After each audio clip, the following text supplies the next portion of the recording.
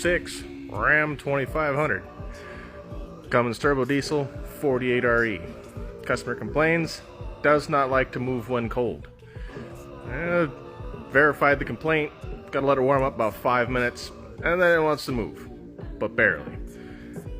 I did crawl into this thing before we brought it in, just for giggles. We didn't have lift space to get it in quite yet.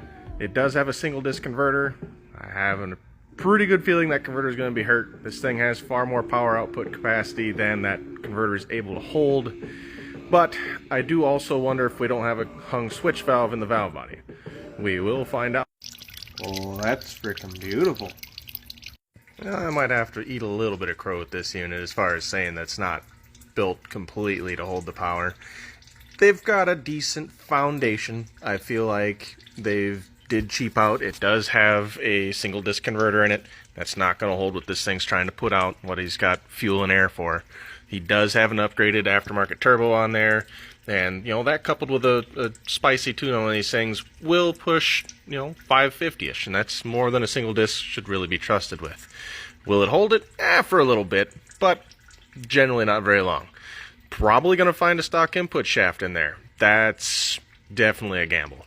But they do have a billet servo cover for the intermediate servo. They do have a billet apply lever, so that wouldn't break.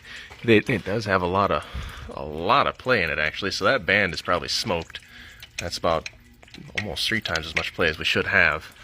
It does have a billet strut. It does indeed have a billet strut up in there too, so they at least got second gear taken care of. That cover here does actually have an O-ring seal in it to help seal up third gear oil. So that's actually good. I'm surprised they actually stuck with the stock solenoid here. That usually does overheat and cause some issues in the governor pressure circuit when you start cranking up the line pressure. It does have a full Transgo kit in it, so line pressure is higher than factory.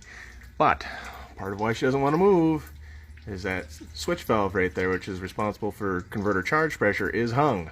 So that explains why it doesn't want to move.